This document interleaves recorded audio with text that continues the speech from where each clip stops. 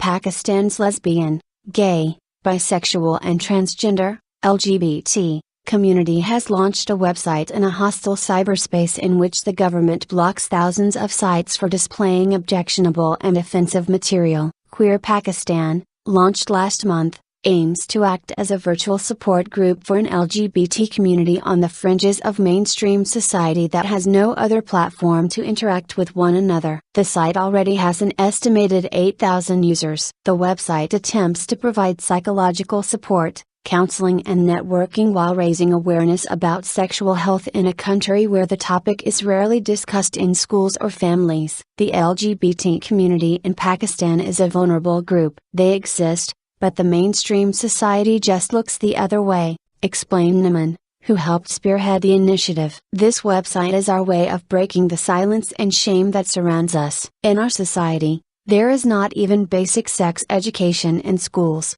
It is impossible for people to know about things like an identity crisis or prevention of HIV. Noman. In Pakistan, a tightly guarded silence surrounds the issue of homosexuality, which is religiously and legally condemned, making it very rare for those with a different sexual orientation to acknowledge this openly. Homosexuality remains an offense under Pakistan's penal code, by which a person voluntarily engaging in intercourse against the order of nature can be sentenced to 2 to 10 years in jail, or, in some instances, to death. Yet despite the moral, religious and cultural taboos, a sizable LGBT community exists in the country, whose members face considerable problems coming to terms with their sexual identity. In our society, there is not even basic sex education in schools. It is impossible for people to know about things like an identity crisis or prevention of HIV, Noman says. And if you are different or a homosexual, then things are even worse. Queer Pakistan is a public forum where people can post general questions ranging from family pressure to safe sex,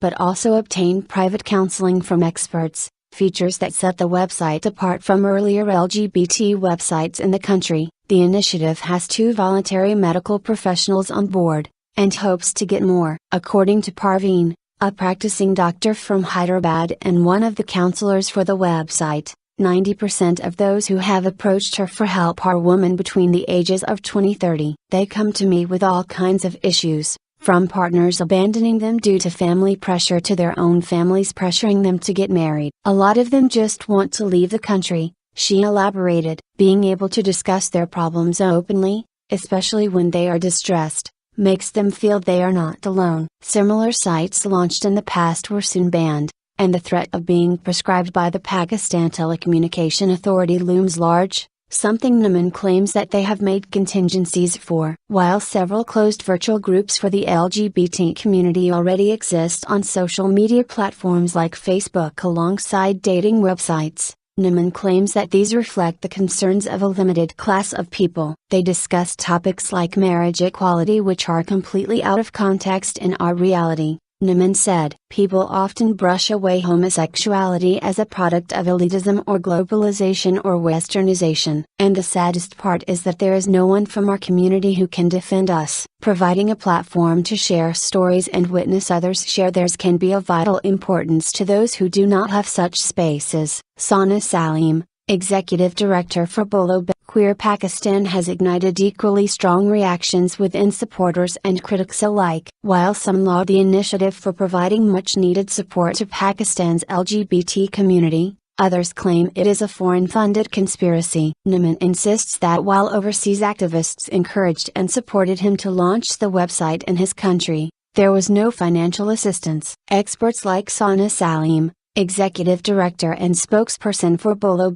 a non-profit organization campaigning for internet freedom and digital security, agree that the internet provides marginalized groups with a valuable platform. There is a lot of debate on tangible change when it comes to activism in the virtual world, she said. It really depends on what constitutes change. Even providing a platform to share stories and witness others share theirs can be of vital importance to those who do not have such spaces. Noman says that while the immediate aim of Queer Pakistan is to provide a safe space for the LGBT community to share ideas, opinions and problems, Its long-term goal is to change attitudes towards homosexuality. He hopes that LGBT members using Queer Pakistan will find the confidence to stand up for their rights. Criticizing the mainstream media, which shies away from unconventional topics and often portrays homosexuality in a negative light, he says the internet is the only platform that gives them a voice. The risk to our life and security is so great that we can't even meet or discuss these issues in person,